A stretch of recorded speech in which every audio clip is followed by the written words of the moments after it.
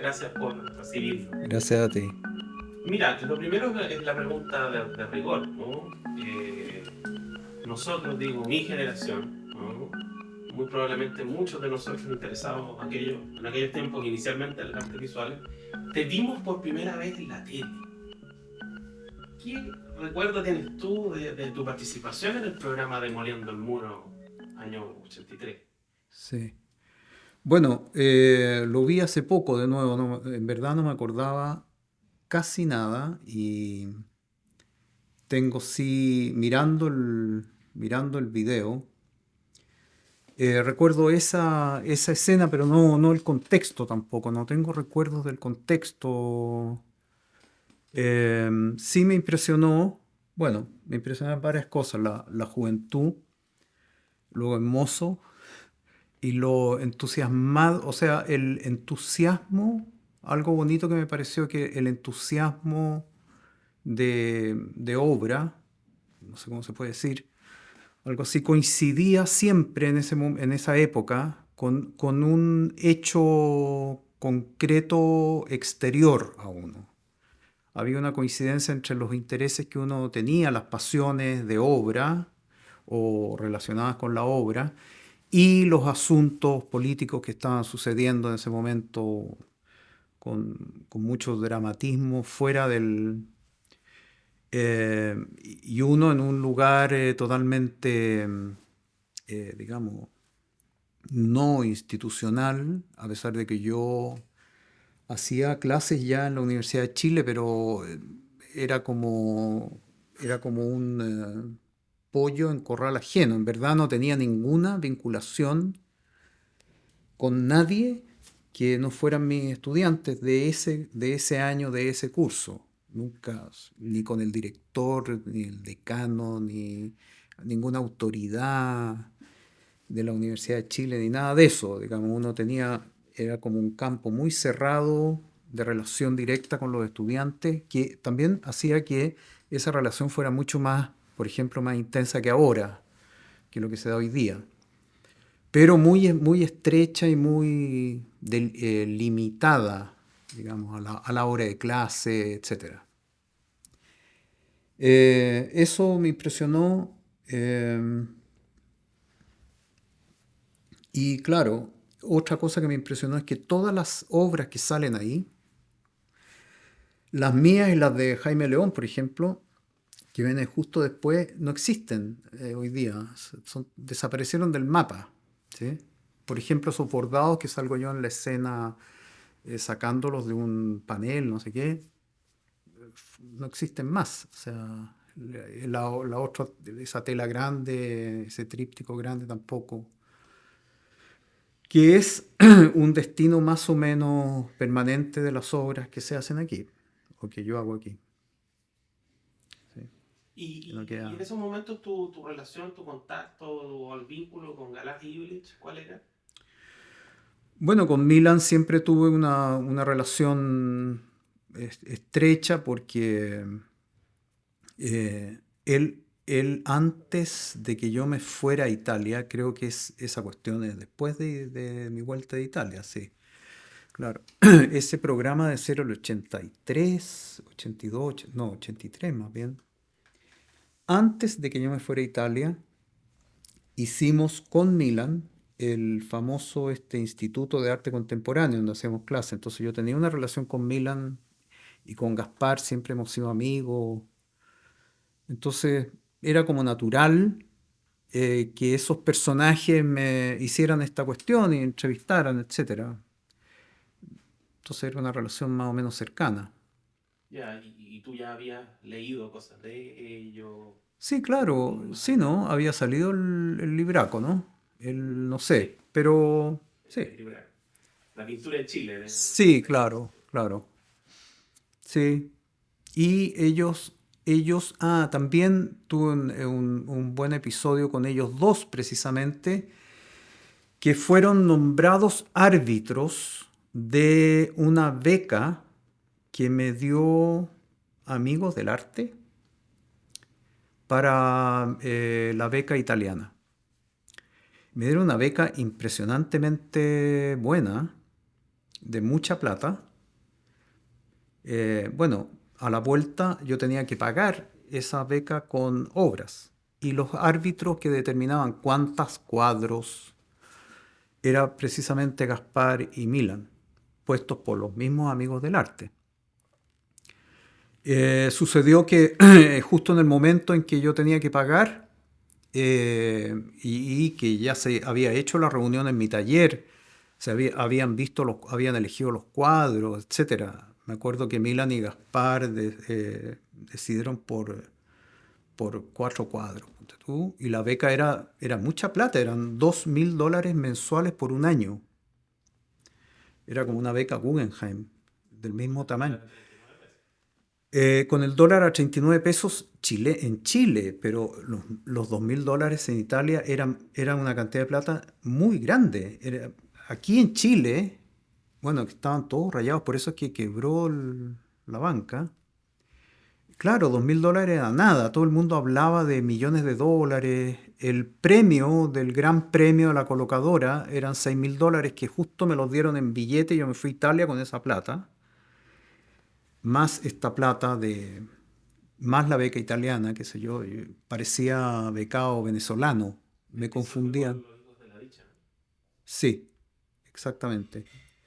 Bueno, pasó que habiendo tenido esa reunión donde se decidía el pago, vino la quiebra de la banca chilena. Todos estos personajes que me estaban cobrando se fueron presos, incluyendo el ministro, no sé cuánto, no me acuerdo, el triministro de Economía, que era del grupo VHS o VHC, no sé qué, VHS, no sé qué, de los bancos que me habían, los que controlaban Amigos del Arte. Y la deuda quedó en nada. Hasta el día de hoy desaparecieron del mapa. Ellos desaparecieron del mapa. Y la retribución nunca llegó a destino. O sea, no podía a quién, si no Claro, no había existía forma de nadie. contactar. Desaparecieron del mapa, ellos. Entonces, Oye, ya, ese entonces, episodio era con Gaspar y Milan, entonces era muy cercana la relación, ahora que estoy perfecto. acordándome. O sea, uno mira el programa y es como una especie de conversación continua, Sí, digamos, se nota un poco eso. Pero también te quiero poner en paralelo a esa como conversación con historiadores del arte o con investigadores del arte, también tuvo en esos momentos tiene un punto de inflexión muy importante y que deviene de una suerte de conversación tuya con la historia del arte chileno, ¿no? Tu famoso trabajo, ¿no es cierto? Eh, bueno, lo que sale ahí Historia sentimental del sí, arte. claro, estos paños bordados que yo estaba desprendiendo del panel, eran parte de la historia sentimental, que era, claro, era una manera de yo no diría reflexionar sobre la historia de la pintura chilena, porque es demasiado pretencioso eso, sino que como yo mismo reubicarme frente a una escena a la cual yo no pertenecía, que después se llamó, mucho tiempo después, ya que había desaparecido, incluso se llamó la escena de avanzada, que era la gente con la cual yo tenía, o en ese momento estaba empezando a tener una relación más cotidiana, digamos. Eh, y entonces era una manera de yo ubicarme con una obra concreta frente a ese tipo de producción de artes visuales. Y significaba para mí también una evolución más o menos drástica, una traslación, diría yo, una declinación, un traslado del ejercicio tradicional de la pintura a un trabajo más objetual, más eh, en donde yo podía encontrar una relación más directa entre los procedimientos que empleaba y los asuntos que estaba tratando, digamos. ¿Ah?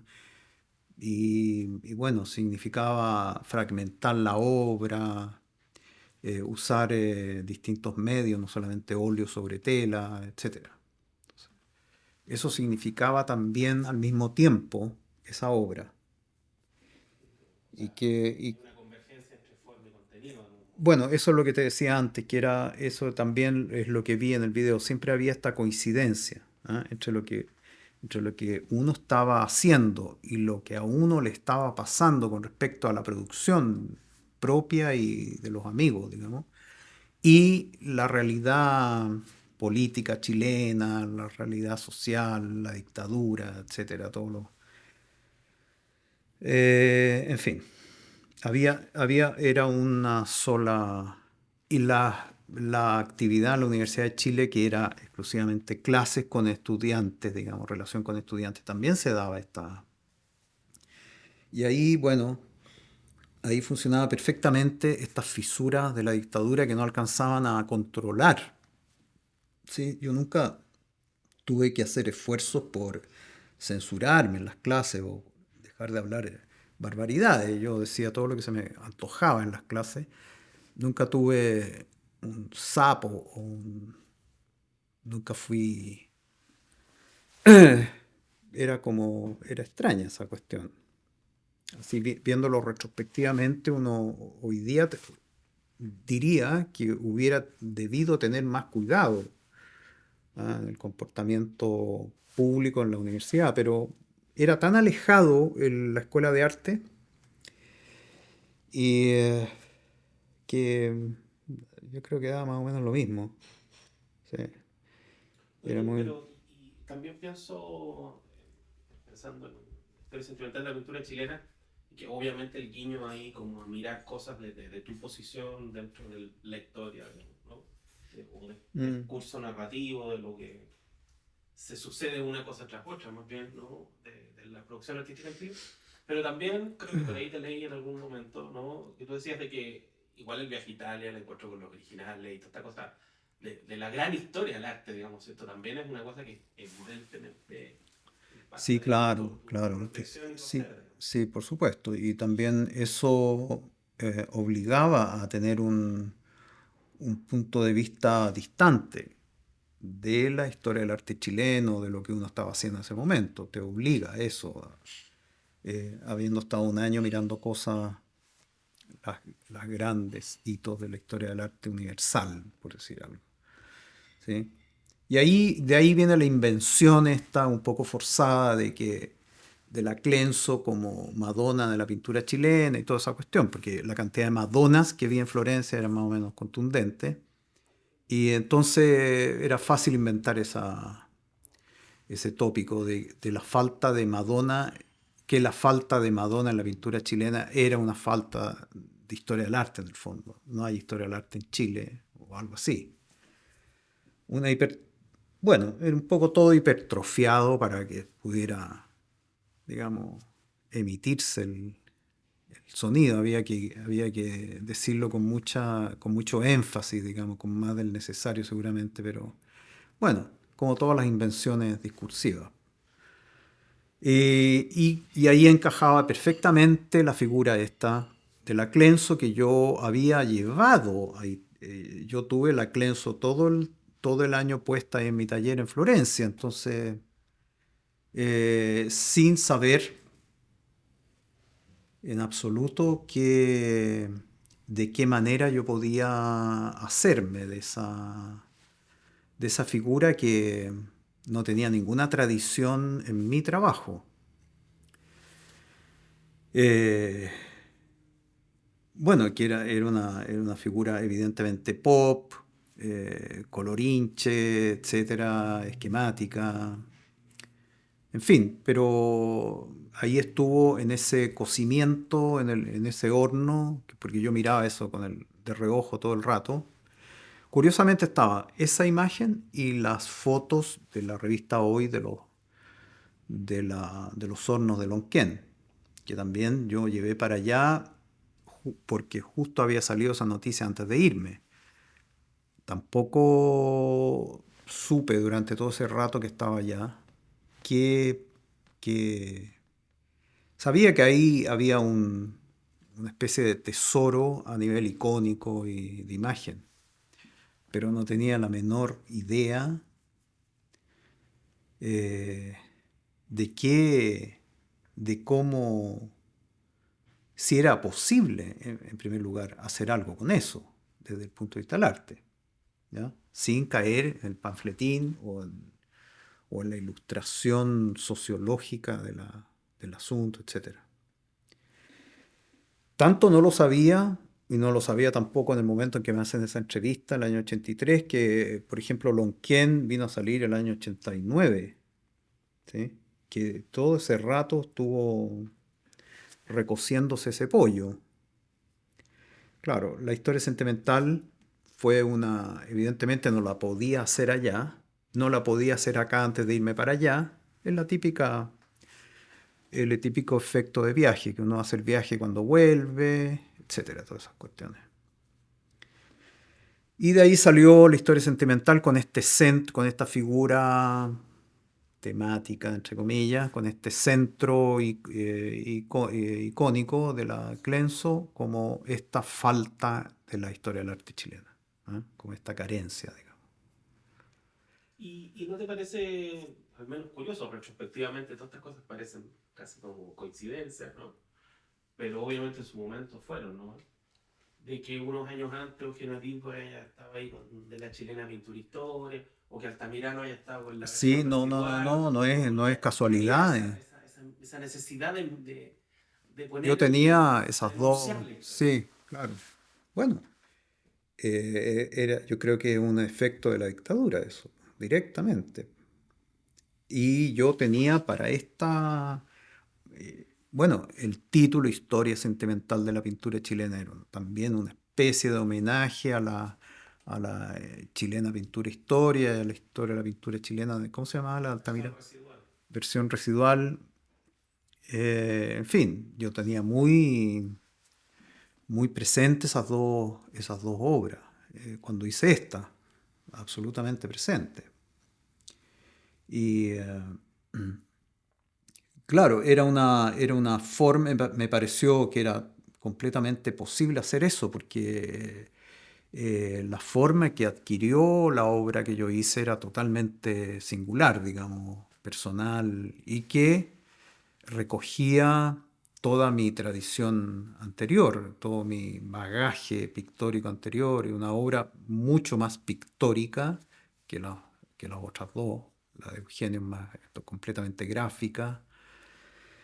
Y esta, digamos, trae de nuevo el pecado del color al arte ultra riguroso, que se llamaba en ese momento arte conceptual. Bueno, en Chile le llamaban arte conceptual a todo eso. Como hoy día también le llaman arte conceptual a todo lo que no es pintura con marco. Claro.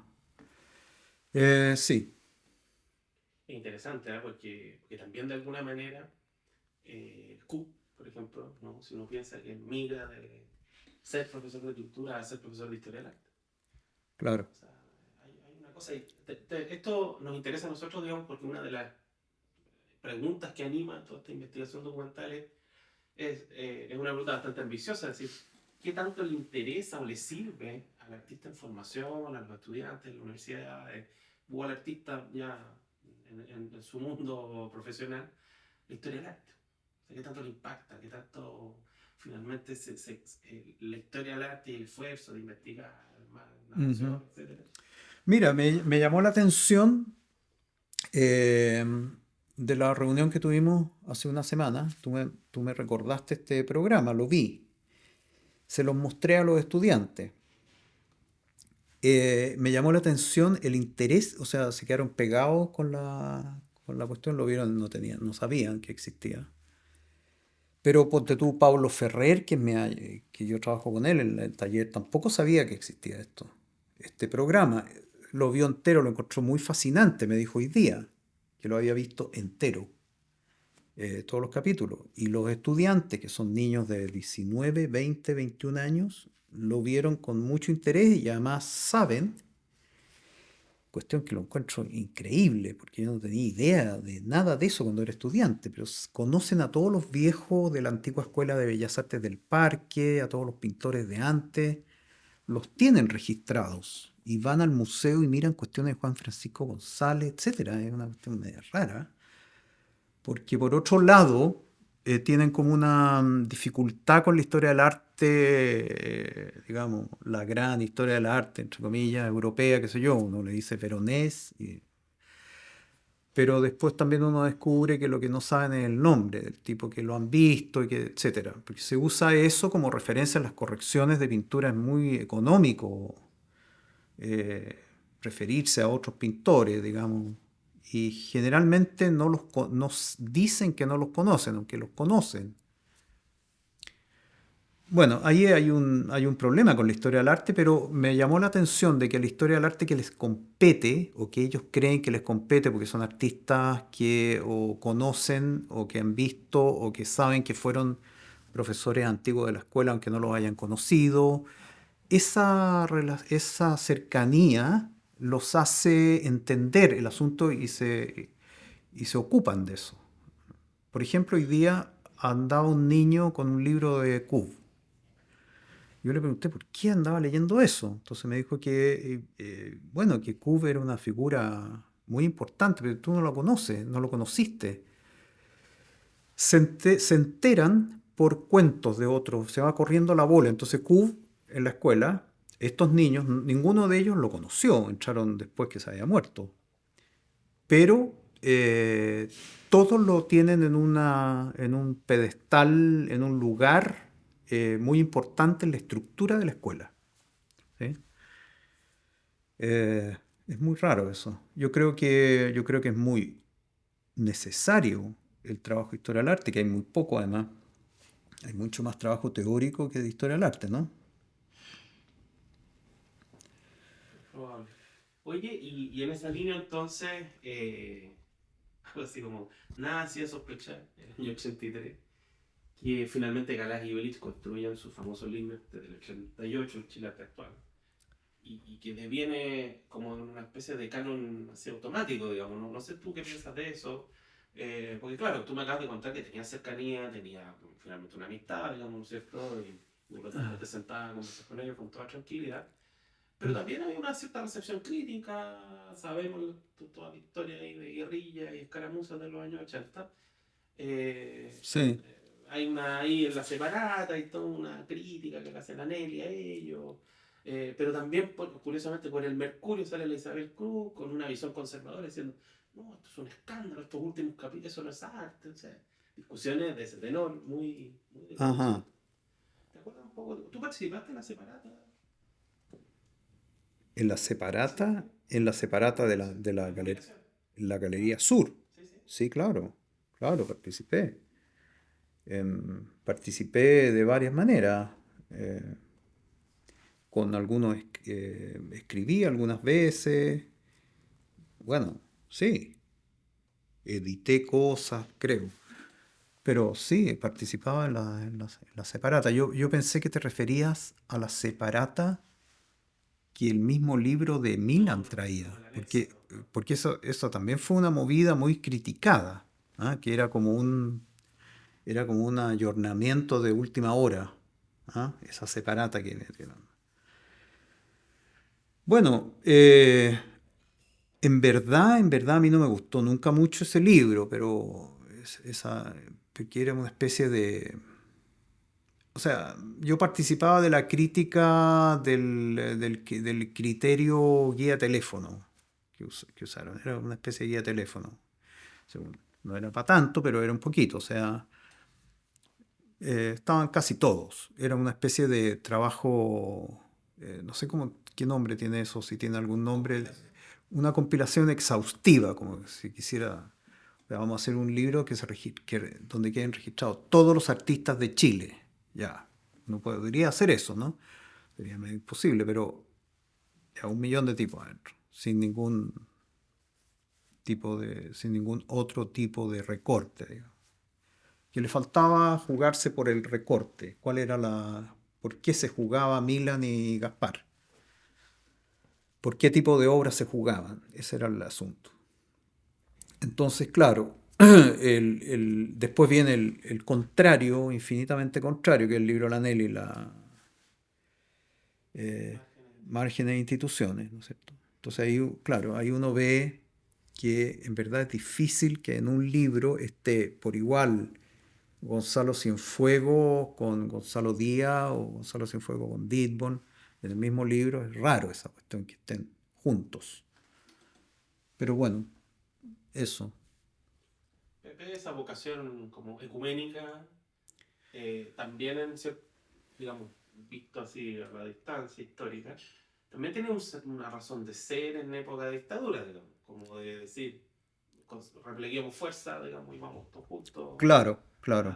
Sí, También sí. desde esa perspectiva tiene Sí, sí, sí. sentido. Sí, sí. Me acuerdo también de la famosa esta curatoría que también fue tan, ¿no?, polémica en Guyana, en el año 87, Chile Vive, digamos. Que también era como una especie Chile de un vive. desastre, ¿te acuerdas? Que En España, esta en de España, la española. de Madrid, que fijan donde Mata, Borolo por un lado, Lepe, haciendo todo, digamos. Y era también esa cosa como decir, va paquete completo. Y que de alguna manera, después con la vuelta de la democracia, el 92 se replica un poco la idea en Sevilla, digamos. Claro, claro. Ajá. Seguimos en los 80. Hay una otra cuestión que me interesa a mí, que a partir de la puesta, digamos, en circulación del programa, ¿tú lo viste? Así, ¿tú tienes un recuerdo así cotidiano? Mira, me filmaron y pum, voy a poner la tele. No, no, creo que no lo vi. De hecho, creo que no lo vi. Lo que recuerdo es haberlo visto no sé si era la inauguración del programa o algo, en el mismo Mac lo dieron, que yo lo vi con la Nelly así, de pasada, porque había como una pantalla grande, de haber sido una proyección, algo así, con Juan Domingo Dávila y la Nelly, que nos reíamos de las caras, ya, así, de pasada. Es la única vez que vi algo, pero no recuerdo haberlo visto.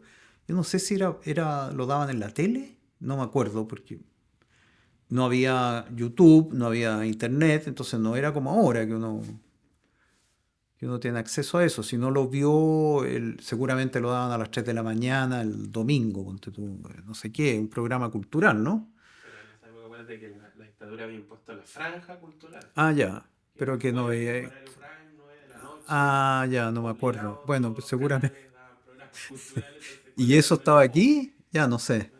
Yo creo, no recuerdo haberla visto. O sea, en verdad, no sé si yo tengo muy mala memoria, pero que una manera de defenderme también. Pero cuando tú me lo mostraste la semana pasada, quedé muy impactado porque era como primera vez que veía yo eso.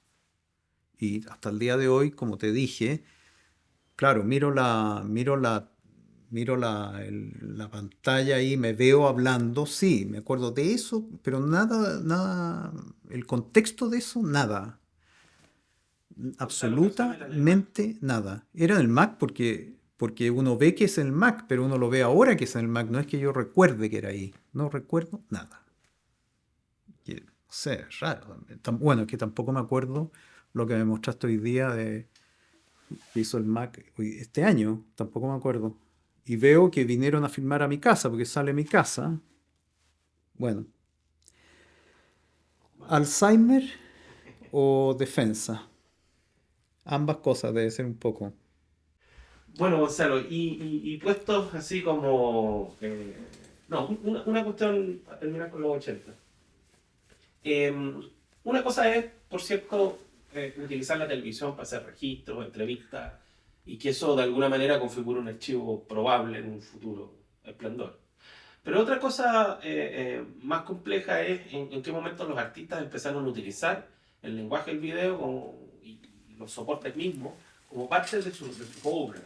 Sí. A lo mejor en la tuya no es eso tan concomitante ni tan recurrente, pero sí en muchos de tus contemporáneos en esos momentos se abren a eso, ¿no? ¿Qué visión tuviste tú en esos momentos de eso, de la aparición del Sí, bueno, video, yo del lenguaje? siempre, nunca entendí el videoarte, eso que se llamaba videoarte, nunca entendí el medio, o creí no entenderlo, al punto que nunca hice nada con respecto a eso.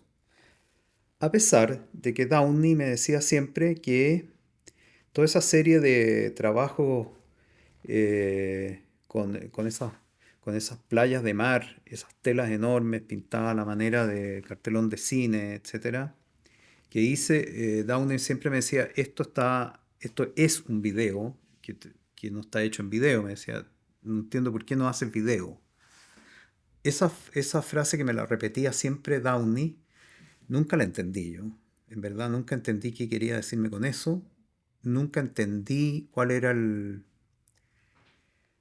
la propiedad propiamente tal del video y por lo tanto nunca hice eso, nunca hice nada con eso. Tenía cómo hacerlo, pero nunca entendí bueno, tampoco entiendo mucho la producción del cine. O sea, no entiendo cómo lo hacen. ¿Ah?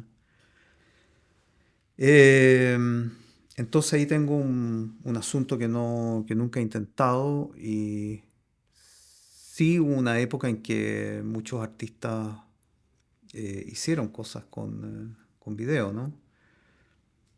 Eh, eso, ¿no? Y a mí me sorprende lo que tú dices porque igual mirando, por ejemplo, la serie de la historia sentimental y esos mismos gráficos que estabas ahí colgando en el video, cosas como el montaje, la serialidad, Bueno, sí, por eso, son, seguramente eso es, préstamos del campo sí, de la cosa claro, en sí, movimiento. no, eso sí. Préstamos, sí, eso sí que lo entiendo y lo usé digamos, en artes visuales quietas, por decirlo, no móviles. Sí, la fragmentación, la edición, que es una cuestión propiamente cinematográfica, la yuxtaposición, el corte, etcétera, todo eso son procedimientos casi normales que han sido robados prestados, pedidos prestados del cine, etcétera, pero decidirme a... Incluso siempre hice fotos, o las fotos que he hecho en mi vida han sido siempre funcionales a partes que requiero para obras de otro tipo. Nunca he hecho fotografía eh, así artística, esa palabra me da mucha risa, y a pesar de que he hecho fotos, he hecho videos también domésticos o videos de registro de algo, qué sé yo. Una vez filmé una toma de agua de mar que necesitaba para sacar fotos. Yo sabía que el video era lindo porque era todo el campo de la pantalla lleno de agua azul que se movía. Ya, podría haber hecho algo. Alguna vez necesité hacer un Via Crucis con 14 pantallitas de televisión, estas cositas chicas, donde se veía esta imagen de agua que yo había tomado, pero lo había tomado para sacar una foto de uno de los recuadros, se llaman, del video, etc. Nunca más que eso. ¿Ah? Y eso, a pesar de que Downey siempre me repetía esto y que yo nunca en verdad entendí qué quería decirme con eso. Tampoco entendía, a pesar de que vi cómo lo hacía, el video de Motherland, vi parte del video cómo lo hacía aquí en Santiago, vi cómo filmaba una escena, después lo vi montado, la diferencia entre la escena. Decía, aquí, está filmando este gallo en una casa, una cuestión totalmente rasca, que después se transformaba en otra cosa. Vi ese paso, vi cómo utilizaba ese material en el video final, digamos, pero nunca pude entender yo qué cabeza tienen los videastas. ¿Eh? Tienen una cabeza muy rara, muy, O sea, muy rara. no bastaba ahí con ese esforzamiento No, no, no, no. o Bueno, desplazamiento, podríamos llamarlo. nunca tuve, nunca pude hacer esa cosa. Nunca pude intentar hacerlo, ¿cómo decirte? No, no tengo esa cabeza. Oye, ya, pues se nos fueron los 80 y aparecieron los terribles 90. Hay una situación, digamos, esto que volviendo a los protagonistas de mi interés, digamos, que es Galás y Illich. Hay una cosa que les pasa a estos personajes, digamos, ¿no? Con la instalación de la transición. Y que es que por un lado este discurso canónico se convierte ya en un super canon en el momento en que Miller entra al museo. Entonces, es como que esta especie de canon, ¿no? Coopta todo, digamos, ¿no? De algún modo. Eh, y por otro lado, que esta idea, digamos, ¿cierto? Sobre todo en el trabajo de Galá, de que él insiste, digamos, ¿no? En el valor del taller, el valor del contacto directo con el objeto de estudio, con la fuente, digamos, ¿no? Con todo eso en la mediación de sus contenidos. Y eso pareciera que sigue siendo un referente en los años 90, bueno, incluso un poco, digamos, ¿cierto?, el día de hoy, pese a que el libro, tú dices que no, digamos, tiene esa cosa, bueno, ecuménica, ¿no? Sí, sí. Total. Frente a eso, frente a lo ecuménico, a lo total, a lo enciclopédico, ¿no? Están estos recortes de fragmentos, que lo ha mencionado la Nelly, pero imposible no mencionar a Mellado, ¿no? Como que la katana del fragmento, como cierto, del corte y de la... Es que, claro, ahí no hay, ahí hay no. En el caso de Mellado no hay fragmento, diría yo. No hay recorte. Hay otra cosa, hay negocio, hay recorte a conveniencia. O no hay un criterio, no sé. Yo encuentro que lo que hace Mellado es pasar de un grupo o de un tipo a otro de acuerdo a la conveniencia del día, digamos.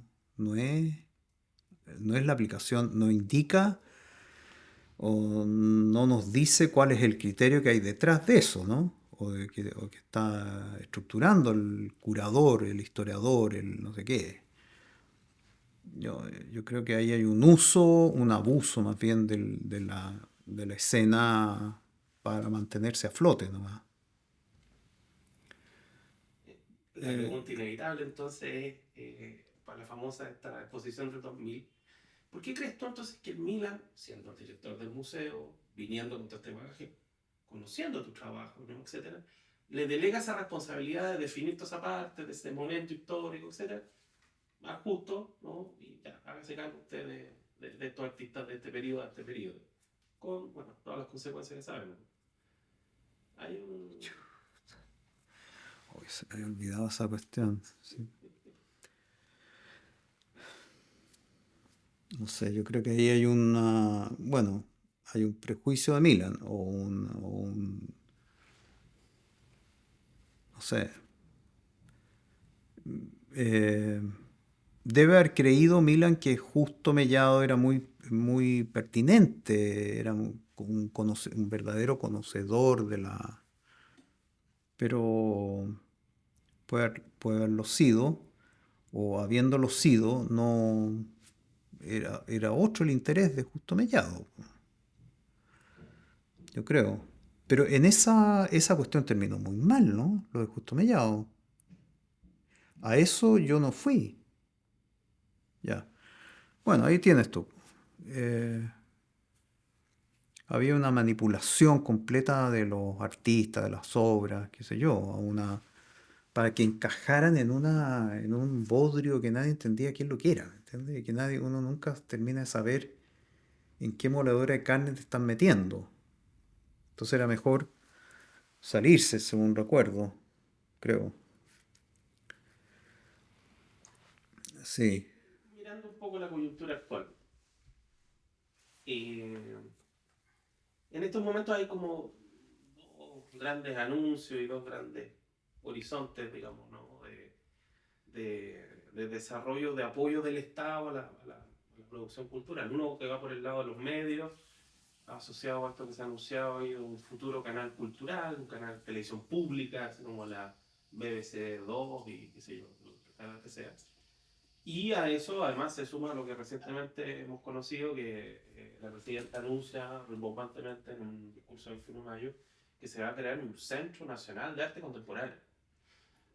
Ambas cosas, tanto en paralelo como a lo mejor en cierto momento convergiendo. ¿Cómo ves tú ahí, digamos, no? Primero, ciertas como expectativas en relación con deuda y ciertas posibilidades, digamos, ¿cierto?, que pudiera tener que realmente el Estado, digamos, ¿cierto?, de la manera en que pueda resultar, ¿no? Finalmente se haga cargo de hacerle un soporte al arte visual contemporáneo. sí. Bueno, del centro te podría decir que sí, yo acabo de escribir una carta que no han publicado en ninguna parte, que no creo que publiquen, defendiendo ese asunto que fue increíblemente atacado por todos los especialistas, se llamaban, o los no sé qué especialista, creo que así se llamaban, en el Mercurio. Lo encontré muy raro esta reacción un poco destemplada con respecto a este anuncio, que yo lo encuentro muy espectacular. Yo fui invitado por Camilo Yáñez a ver el lugar. La idea del asunto, hacer coincidir ese lugar con toda la institucionalidad del Estado referida a las artes visuales, no sé cómo se llama, división de artes visuales, no sé qué, del Consejo y futuro Ministerio, que esté concentrado ahí como un lugar donde puedan, un lugar que dé seguridad a los visitantes, tanto nacionales como extranjeros, sobre todo los extranjeros que vienen el mes de junio y que necesitan ver arte contemporáneo. No se ve en ninguna parte de Chile eso. Me acordé con una idea que tenía el galerista Pedro Montes, que me pidió una obra que tenía la idea él de ponerla permanentemente en algún lugar en Santiago, que es una bonita idea, que existe eso. El The Art Foundation tenía unas instalaciones en lugares en Nueva York, la pieza de tierra de Walter de María, el kilómetro quebrado, etcétera.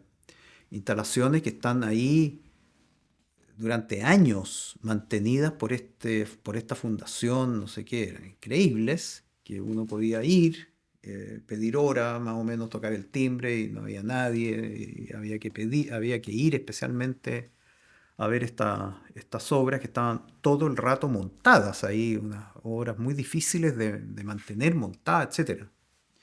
Me recordó esa idea, me gustó mucho ese asunto. Está todo esto en la perspectiva también de que los museos en Chile no tienen un límite, o más bien, el título del museo no coincide con lo que hace. Nacional de Bellas Artes, parece galería de Vitacura la cuestión. O centro de eventos, o comedor de la Presidencia de la República también, porque van a comer ahí cuando hay festividades. Museo de Arte Contemporáneo tampoco lo que hace, o más bien todos se comportan como galerías. Las colecciones están ahí, no hay trabajo sobre las colecciones demasiado. Ahora el MAC ha hecho un trabajo de sistematización de la colección, pero de incremento del bache que tiene el MAC, Museo de Arte Contemporáneo, tiene un bache más o menos descomunal de colección, en su colección, digamos. ¿Ah? Tampoco, tampoco es muy bueno que un artista esté dirigiendo el MAC, porque ahí hay competencia, o el mismo director Bruñoli se siente compitiendo conmigo, por ejemplo, y entonces yo tengo un poco vedada aunque es injusto que lo diga, sí, porque también me ha dado espacio, pero es un problema esa cuestión. Él no debiera estar dirigiendo eso. Empezando, tanto rato no. Bueno, y él es el que lleva el pandero de esta crítica al centro cultural. Entonces, yo encuentro que es muy dañina esa cuestión, porque empezando, él se arroga una especie de lugar omnipresente, como diciendo todo lo que tenga que ver con artes visuales tiene que pasar por mi criterio, por mi aprobación, por mi entusiasmo, por mis ganas. Y si yo no tengo entusiasmo, ni criterio, ni ganas, esa cuestión no se debe hacer. Es como eso lo que está diciendo. A mí me parece muy bueno que exista este centro que va a ser un lugar de no es un museo, no va a tener una colección, sino que van a haber allí obras, según se me ha dicho. Obras que van a estar ahí, ya sea en préstamo de los mismos artistas, de coleccionistas, etcétera. La única colección que hay ahí es una colección que ya existe, que está en el ministerio de no sé qué, de esta cosa, sí, que llegó por la Gabriela Mistral y por el Fondart, creo. Ambas cosas eran ilegales, que pidieran obra, pero ya las pidieron y están ahí y las han cuidado y las han no sé qué, esa colección va a estar ahí, pero no es que sea eso no le da carácter de museo, porque ese es el alegato de Brugnoli. ¿Por qué se hace otro museo de arte contemporáneo? No lo es. Y sí será un lugar donde pueda haber investigadores puedan ir a investigar obras concretas que están ahí a disposición para que se vean. Y no, a mí me conviene mucho eso. Yo creo que a muchos artistas les conviene que tienen, nos faltan bodegas. Y es terrible. Y nos falta también capacidad de conservación. Yo he arrastrado obras años, ya no doy más ya. O sea, cuando uno no da más, bota la cuestión o la deja. Yo he perdido obras porque ya no soy capaz de seguirlas teniendo, de seguirlas conservando. Es muy difícil esa cosa. Y uno siempre privilegia hacer una obra nueva que gastar plata en mantener porquería. Entonces, esa cuestión es un papel. Bueno, y acá se ofrece eso. Se ofrecen depósitos. ¿Qué mejor? Que se lleven todo, por favor, y que me liberen el espacio del taller para mí. Pero pregunta Y que ingenua, ¿nunca te ofrecieron depósito en el MAC, en el Bellas no, Artes? O sea, nunca. sería una situación inédita. Sí, nunca me ofrecieron en el MAC depósitos, jamás. De hecho, en los pasillos de la escuela, no sé si viste unos cajones que hay en varios pasillos, hay varios. Bueno, yo en la escuela tengo muchas obras con cajones que volvieron de la Bienal tanto y están ahí. Si las tuviera aquí no podría entrar a esta casa. Están ahí en los pasillos. Ya me han robado varias. El transcurso de años que está el cajón y empieza a cambiar de pasillo. Todo de repente desaparece. Ya me ha pasado varias veces en la escuela. He perdido varias obras. Otras que se pierden en la aduana, de vuelta, que no sé qué, venía mal y no sé qué, y no hay capacidad de ir a pelear el papel a la aduana con no sé qué, chao, se pierde la obra, ya. Cajones en la escuela no sé si decenas, pero casi. En fin, entonces si hay una oferta de bodega, me acordé también que la Unión Soviética tenía bodegas para artistas. Bodegas que eran antiguos hangares de un aeropuerto soviético, ¿sí? Con miles de obras guardadas, ¿sí? Eso hace falta. Y si en ese lugar, más encima, va a haber van a haber espacios para investigadores, espacios para archivo, y espero que el archivo del Palacio de la Moneda se vaya para allá, porque sería lo lógico, ¿no? Que el Archivo Nacional de Artes Visuales, ¿no? El Que centro de documentación. centro de documentación debería estar acá. ¿Qué hace ahí? El hoyo de la moneda sí que es una galería, ese es un espacio de exhibición, no tiene nada que hacer ahí un centro de documentación, debería estar acá, pero bueno, falta que se calmen los ánimos porque sale esta idea, que a mí me parece excelente, el edificio es precioso, es impresionante ver que ese edificio, que es un poco más que una casa de un millonario de tamaño, era el Aeropuerto Internacional de Santiago hasta no hace mucho. ¿Sí? Entonces, o sea, es el carácter de aldea que tiene Santiago y que sigue teniéndolo. Eh, eh, bueno, eso, no sé lo que te estaba diciendo algo con respecto a la bodega o al... O sea, de la necesidad de un lugar en la historia, ahora pasamos a la necesidad del archivo, Del archivo, del sí. documento, Sí, claro, de la bodega. la bodega. Bueno, que no es menor porque hay unas cartas muy impresionantes de Claudio Gay pidiéndole al presidente Bulnes, ponte tú, o algo así, a través del rector de la Chile, no sé qué, plata para repisas, ¿sí? O sea, una investigación mandada a hacer por el gobierno de Chile sobre la fauna y la flora de la República de Chile estaba parada por falta de repisas. Entonces no es un chiste la cuestión. Se puede parar una actividad por falta de bodega, de repisa, de depósito, de capacidad de archivo, en fin, de clasificación, etcétera. Y una última cosa. Gaspar y Milan están en estos momentos desarrollándose un par de años un nuevo proyecto que sería algo así como Chile Arte Actual 2.0 o algo así. No sé si sabías de eso. No, no sabía. ¿Qué imagen se te viene así como a la mente? Pensar de que... Bueno, espero que no sea una reactualización, porque podría ser eso, ¿no? O sea, han pasado 20, 30 años. Entonces, los que salían, como dijiste tú, los jóvenes de hace 30 años son los vejetes de hoy día. Entonces, faltan los jóvenes, como eso, una extensión, un anexo, una Alguien actual. decía por ahí que los jóvenes no quieren nacer y los viejos no quieren morir tampoco. Ah, Un poco así claro, puede ser, ¿eh? Es por como que la, en por 30 la, años nuestra historia es por actual... falta de AFP. No, de, ¿cómo se llama? De igual, jubilación. Mala jubilación. en 30 años nuestros protagonistas igual siguen siendo más o menos los mismos. Ajá. No, pero ha cambiado el panorama, yo encuentro. Hay muchos artistas jóvenes, muchos. Algunos muy buenos, eh, que por supuesto deberán estar en algún libro. En alguna... Bueno, Mosquera hizo algo también entre medio, ¿no? También hizo una especie de historia del arte chileno. Algo hizo ahí. Han habido otros también. Con la pintura, esta señora Valdés, ¿no? Hizo un libraco muy elegante, así grande. No sé.